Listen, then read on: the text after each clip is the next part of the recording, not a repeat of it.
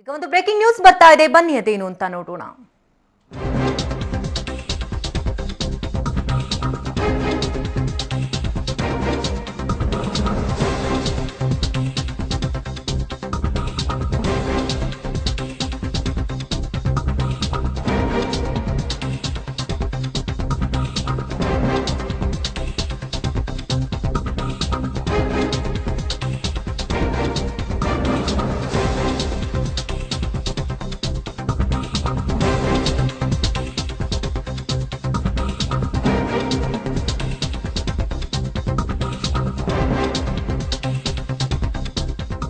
ಲಿಂಗಾಯತ ಧರ್ಮದ ಅಸ್ತ್ರಕ್ಕೆ ಪ್ರತಿ ಅಸ್ತ್ರವನ್ನ ಬಿಎಸ್ವೈ ಹೂಡಿದ್ದಾರೆ. ಶಾಮನೂರು ಶಿವಶಂಕರಪ್ಪ ಮಾಜಿ ಸಂಸದ ಬಸವರಾಜ ಜೊತೆ ರಹಸ್ಯವಾಗಿ ಸಭೆಯನ್ನ ನಡೆಸಿದ್ದಾರೆ. ಸಿದ್ಧಗಂಗಾ ಮಠದ ಭೋಜನ ಶಾಲೆಯಲ್ಲಿ ನಡೆದಿರುವಂತಹ ರಹಸ್ಯ ಮಾತುಕತೆ ನಡೆದಿದೆ. 1 ಗಂಟೆಗೂ ಹೆಚ್ಚು ಗಂಟೆಗಳ ಕಾಲ ರಹಸ್ಯ ಮಾತುಕತೆ ನಡೆದಿದೆ.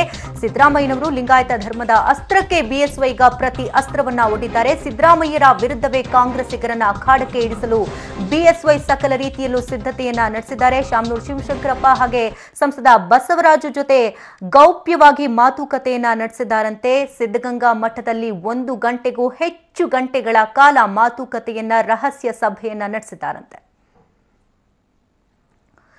ಈ ಬಗ್ಗೆ ಇನ್ನಷ್ಟು ಡೀಟೇಲ್ಸ್ ಕೊಡ್ತಾರೆ ದೂರವಾಣಿ ಸಂಪರ್ಕದಲ್ಲಿ ನಮ್ಮ ಪ್ರತಿನಿಧಿ ಹರೀಶ್. ರವೀಶ್, ಲಿಂಗಾಯತ ಧರ್ಮದ ಅಸ್ತ್ರಕ್ಕೆ ಬಿಎಸ್ವೈ ಪ್ರತಿ ಅಸ್ತ್ರ ಹೂಡಿದ್ದಾರೆ. ಈಗಾಗಲೇ ಶಾಮನೂರು ಶಿವಶಂಕರಪ್ಪ ಹಾಗೆ ಸಂಸದ ಬಸವರಾಜ ಜೊತೆ ಇಬ್ಬರ ಜೊತೆನೂ ಕೂಡ ಮಾತುಕತೆ ನಡೆಸಿದ್ದಾರೆ ಅಂತ ಹೇಳಲಾಗ್ತಾ ಇದೆ. ಸೊ ಏನಾಯ್ತು ಸಭೆಯಲ್ಲಿ? ಪ್ರತ್ಯೇಕ ಲಿಂಗಾಯತ ಧರ್ಮದ ವಿಚಾರವಾಗಿ ಈಗಾಗಲೇ ಕ್ಯಾಬಿನೆಟ್ ನಲ್ಲೂ ಕೂಡ ಒಂದು ರೀತಿಯಲ್ಲಿ ಬಂಡಾಯ ಎದುರಾಗಿತ್ತು ಅಂತ ಹೇಳ್ಬೋದು. ಯಾಕೆಂದ್ರೆ ಪ್ರತ್ಯೇಕ ಲಿಂಗಾಯತ ಧರ್ಮ ಶಿಫಾರಸನ್ನು ಕೂಡ ಯಾವುದೇ ಕಾರಣಕ್ಕೂ ಕೂಡ ಮಾಡಬಾರದು ಅಂತ ಕೂಡ ಹೇಳಿ ಶಾಮನೂರು ಶಿವಶಂಕರಪ್ಪ ಅವರ ಪುತ್ರ ಎಸ್ ಮಲ್ಲಿಕಾರ್ಜುನ್ ಜೊತೆಗೆ ಈಶ್ವರ್ ಖಂಡ್ರೆ ಅವರು ಕೂಡ ಸಾಕಷ್ಟು ಒಂದು ಅಭಿಪ್ರಾಯವನ್ನು ಕೂಡ ಸಲ್ಲಿಸಿದ್ರು. ಹಾಗಾಗಿ ಎಲ್ಲೋ ಒಂದ್ ಕಡೆ ಲಾಸ್ಟ್ ಕ್ಯಾಬಿನೆಟ್ ನಲ್ಲಿ ಒಂದು ಪ್ರತ್ಯೇಕ ಲಿಂಗಾಯತ ಧರ್ಮ ಶಿಫಾರಸು ಬಗ್ಗೆ ಕೂಡ ಒಂದು ರೀತಿಯಲ್ಲಿ ಯಾವುದೇ ನಿರ್ಧಾರಗಳನ್ನು ತೆಗೆದುಕೊಳ್ಳದೆ ಮುಂದಿನ ಸಂಪುಟಕ್ಕೆ ಮುಂದೂಡಲಾಗಿತ್ತು. ಈ ನಡುವೆ ನಿನ್ನೆ ಬಿಎಸ್ವೈ ಮತ್ತೆ ಶಾಮನೂರು ಶಿವಶಂಕರಪ್ಪ ಅವರು ಒಂದು ಕಾರ್ಯಕ್ರಮವೊಂದರಲ್ಲಿ ಭೇಟಿಯಾಗಿದ್ದಾರೆ. ಈ ಒಂದು ಸಂದರ್ಭದಲ್ಲಿ ಸಿದ್ಧಗಂಗಾ ಮಠದ ಗೆಸ್ಟ್ ಹೌಸ್ ಇಬ್ಬರು ಕೂಡ ಹೋಗಿ 1 ಗಂಟೆಗಳು ಹೆಚ್ಚು ಕಾಲ ಮಾತುಕತೆಯನ್ನು ಕೂಡ ನಡೆಸಿದ್ದಾರೆ. ಅಂದ್ರೆ ಪ್ರಮುಖವಾಗಿ ಒಂದು ಪ್ರತ್ಯೇಕ ಲಿಂಗಾಯತ ಧರ್ಮ ಏನಿದೆ ಇದಕ್ಕೆ ಯಾವುದೇ ರೀತಿಯಲ್ಲೂ ಕೂಡ ನೀವು ಬೆಂಬಲ ಕೊಡಬಾರದು ಅಂತ ಕೂಡ ಬಿಎಸ್ವೈ ಮನವಿ ಮಾಡಿಕೊಂಡಿದ್ದಾರೆ. ಅದರ ಜೊತೆಗೆ ಒಂದು ಸಿದ್ದರಾಮಯ್ಯ ಅವರ ಕ್ಯಾಬಿನೆಟ್ ನಲ್ಲಿರ್ತಕ್ಕಂಥ ನಿರ್ಧಾರಕ್ಕೂ ಕೂಡ ವಿರೋಧವನ್ನು ಕೂಡ ವ್ಯಕ್ತಪಡಿಸಬೇಕು ಅಂತ. ಹಾಗಾಗಿ ಶಾಮನೂರು ಶಿವಶಂಕರಪ್ಪ ಅವರು ಕೂಡ ಬಿಎಸ್ವೈ ಅವರ ಮಾತಿಗೆ ತಲೆಯಾಡಿಸಿದ್ದಾರೆ ಅಂತ ಕೂಡ ಹೇಳಲಾಗ್ತದೆ. ಅಂದ್ರೆ ನಾವು ಕೂಡ ಅದಕ್ಕೆ ನಾವು ವಿರೋಧ ಇದ್ದೇವೆ. ಈಗಾಗಲೇ ವೀರಶೈವ ಮಹಾಸಭಾದ ನಿರ್ಧಾರ ಏನಿತ್ತು ಅದೇ ಅಂತಿಮ ನಿರ್ಧಾರವನ್ನು ಕೂಡ ನಾವು ಕೂಡ ತಿಳಿಸ್ತೇವೆ. ಹಾಗಾಗಿ ಯಾವುದೇ ಕಾರಣಕ್ಕೂ ಕೂಡ ಕ್ಯಾಬಿನೆಟ್ ನಲ್ಲಿ ಒಂದು ಪ್ರತ್ಯೇಕ ಲಿಂಗಾಯತ ಧರ್ಮಕ್ಕೆ ಶಿಫಾರಸು ಮಾಡೋದಕ್ಕೆ ಬಿಡೋದಿಲ್ಲ ಅನ್ನೋ ಮಾತುಗಳನ್ನು ಕೂಡ ಹೇಳಿದ್ದಾರೆ ಅಂತ ಕೂಡ ಹೇಳಲಾಗ್ತದೆ.